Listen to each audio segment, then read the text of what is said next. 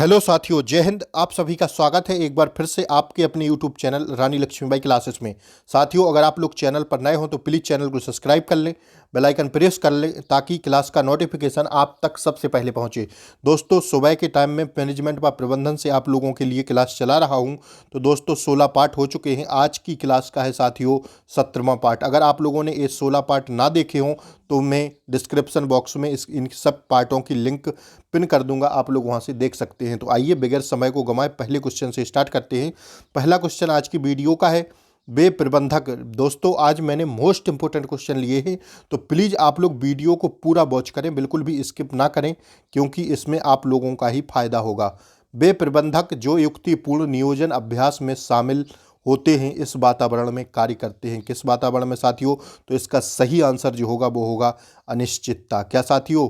अनिश्चितता इसका सही आंसर है। आप लोग प्लीज ऑप्शंस देखते रहा करिए।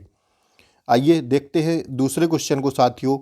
दूसरा क्वेश्चन है, मानव संसाधन प्रबंधन का निम्न में से कौन सा प्राकारी भविष्य मानव संसाधन आवश्यकताओं को पहचानना और क्रमिक जरूरतों से पूर्वानुमान को सम्मिलित करता है? कौन सा है साथियों? तो इसका सही आंसर होगा क्या साथियों? नियोजन इसका करेक्ट आंसर है। ऑप्शन बी इसका सही आंसर है साथियों। आइए देखते हैं नेक्स्ट क्वेश्चन को। आप लोग प्लीज ऑप्शंस देखा करिए।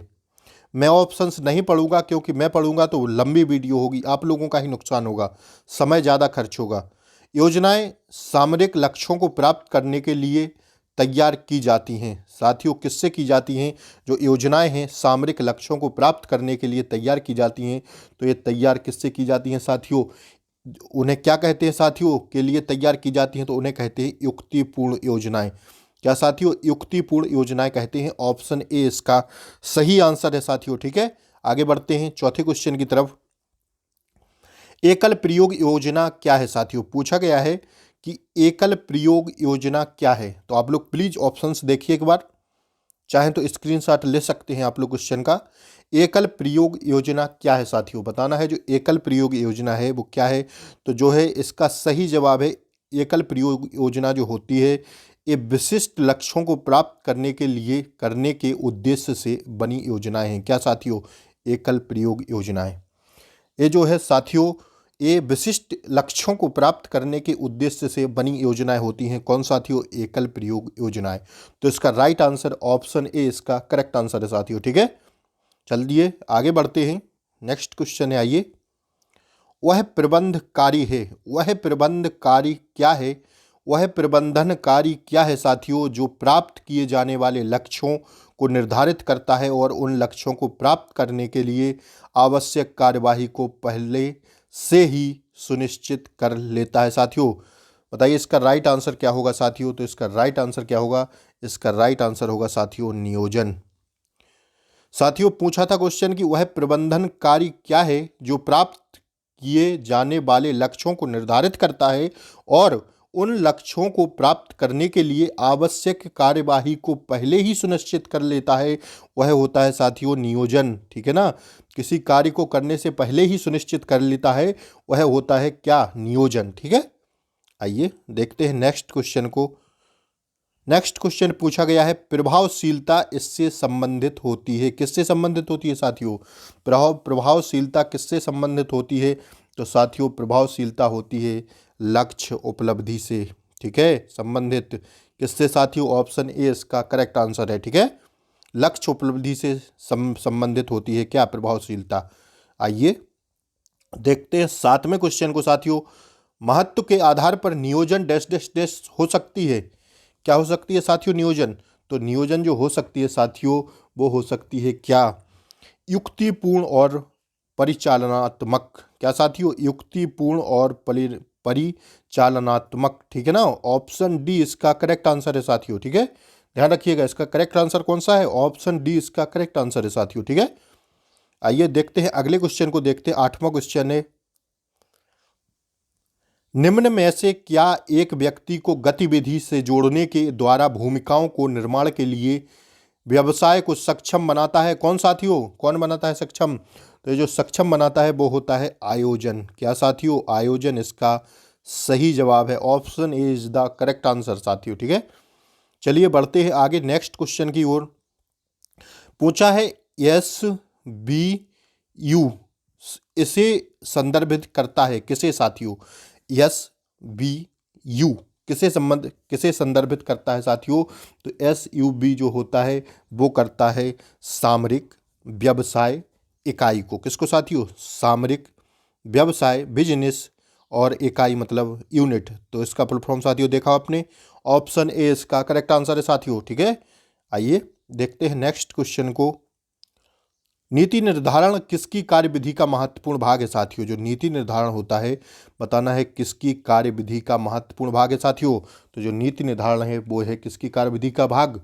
वो है साथियों नियोजन की। ठीक है, नीति निर्धारण किसकी कार्यविधि का महत्वपूर्ण भाग है? तो किसकी है साथियों? नीति निर्धारण बनाना नियोजन का काम है साथियों। ठीक है, आइए देखते हैं नेक्स्ट क्वेश्चन को। 11वां क्वेश्चन है, प्रबंधन का नियोजन कार्य किसके द्वारा किया जाता है साथियों? प्रबंधन का जो नियोजन कार्य है वो किसके द्वारा किया जाता है? तो साथियों वो किया जाता है उच्च स्तरीय प्रबंध। किसके द्वारा साथियों? उच्च स्तरीय प्रबंध के द्वारा। ठीक है, ध्यान रखिएगा, उच्च स्तरीय प्रबंध के द्वारा किया जाता है साथियों। ठीक है, आइए 12वां क्वेश्चन देखते हैं।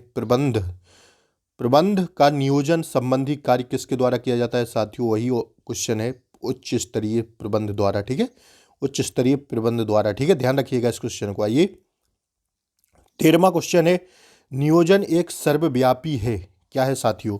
नियोजन जो वो है वो क्या है? सर्वव्यापी। तो यह साथियों है मानवीय आचरण है। क्या साथियों? मानवीय आचरण है। इसका राइट आंसर क्या होगा? ऑप्शन डी इसका करेक्ट आंसर है। ठीक है, आइए देखते हैं 14वें क्वेश्चन को। भविष्य में देखिए, अत्यंत महत्वपूर्ण प्रश्न है साथियों, वेरी मोस्ट इंपोर्टेंट क्वेश्चन है। भविष्य में क्या करना है उसे पहले से ही निर्णय कर लेना कहलाता है क्या साथियों? अभी अपन ने पहले भी देखा, तो क्या कहलाता है साथियों? नियोजन। भविष्य में क्या करना है इसका आकलन पहले ही निर्णय कर लेना, या इसका आकलन पहले ही कर लेना क्या कहलाता है साथियों? तो वो कहलाता है नियोजन। ध्यान रखिएगा इसको, वो क्या कहलाता है? भविष्य में क्या काम करना है उससे पहले ही निर्णय कर लेना, वो कहलाता है नियोजन। ठीक है, आइए 15वां क्वेश्चन है, भावी आवश्यकताओं के रचनात्मक पुनरावलोकन की संज्ञा दी गई। कहाँ पर दी गई साथियों? भावी आवश्यकताओं के रचनात्मक पुनरावलोकन की संज्ञा दी गई। कहाँ पर दी गई साथियों? तो ये संज्ञा जो है दी गई कहाँ पर? नियोजन को। किसको साथियों? नियोजन को ये संज्ञा दी गई। ऑप्शन सी इसका करेक्ट आंसर है। ठीक है, आइए देखते हैं अगला क्वेश्चन। क्या करना चाहिए? क्या करना चाहिए इसका पूर्व निर्धारण करना नियोजन है। आप लोगों ने देखा कि क्या करना चाहिए इसका पूर्व निर्धारण, या मतलब पहले निर्धारण करना नियोजन है। इसमें वैकल्पिक उद्देश्यों, नीतियों, कार्यविधियों और कार्यक्रमों में से चयन करना शामिल है। यह परिभाषा दी है, किसने दी है? तो यह साथियों परिभाषा दी है M.E. हर्ले ने। किसने साथियों? M.E. हर्ले ने यह परिभाषा दी है। ध्यान रखिएगा, वेरी मोस्ट इंपोर्टेंट क्वेश्चन है साथियों। ऑप्शन डी इसका करेक्ट आंसर है। ठीक है, आप लोग चाहें तो स्क्रीनशॉट ले सकते हैं क्वेश्चन का। ठीक है, आइए देखते हैं अगले क्वेश्चन को। पूछा गया है 17वां क्वेश्चन है, नियोजन विभिन्न प्रकार के पूर्वानुमानों का, चाहे वे अल्पकालीन हो या दीर्घकालीन हो या सामान्य हो या विशिष्ट का संश्लेषण हो। ठीक है ना, यह कथन किसने दिया साथियों? तो यह कथन किसने दिया? यह कथन दिया हेनरी फ्योल ने। किसने साथियों? हेनरी फ्योल इसका राइट आंसर है। ठीक है, आइए देखते हैं 18वां क्वेश्चन को। पूर्वानुमान सार है किसका साथियों? पूर्वानुमान सार है तो किसका है साथियों? पूर्वानुमान नियोजन का सार है।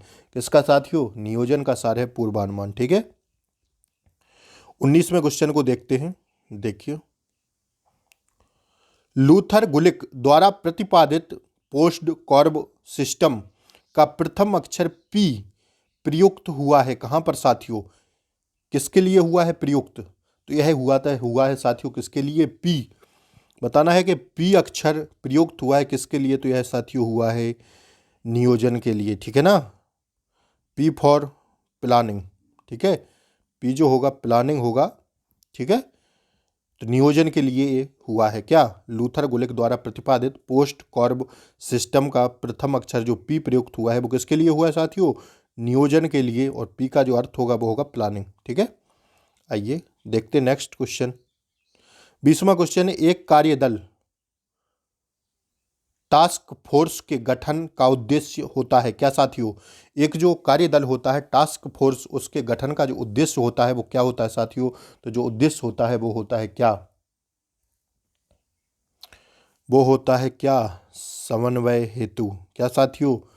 टास्क फोर्स का जो उद्देश्य होता है वो क्या होता है? समन्वय हेतु। ठीक है, ऑप्शन डी इसका सही आंसर है साथियों। आइए देखते हैं 21वें क्वेश्चन को।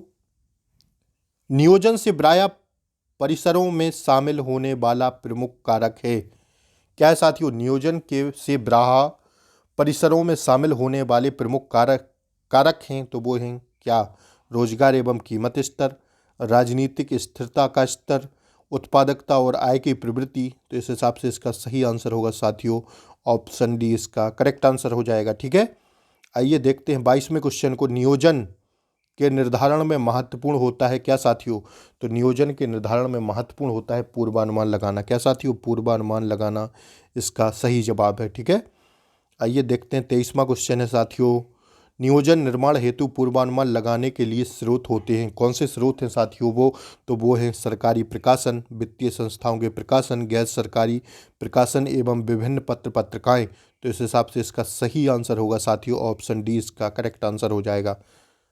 ठीक है, आइए देखते हैं 24वें क्वेश्चन को। नियोजन प्रक्रिया का तृतीय चरण है। तीसरा जो चरण है साथियों नियोजन प्रक्रिया का वो क्या है बताना है, तो वो तृतीय चरण है साथियों। क्या तृतीय चरण है? क्या? वैकल्पिक मार्गों का निर्धारण करना साथियों। ठीक है, ऑप्शन सी इसका करेक्ट आंसर है। क्या? नियोजन की प्रक्रिया का तृतीय चरण जो है वैकल्पिक मार्गों का निर्धारण करना। वेरी मोस्ट इंपोर्टेंट क्वेश्चन है साथियों। ठीक है, आइए देखते हैं आज की वीडियो का लास्ट क्वेश्चन है। हेराल्ड कुंट्ज और हेंज वेरिच के नियोजन के कितने सिद्धांतों का उल्लेख किया साथियों? किसने? कुंट्ज और हेंज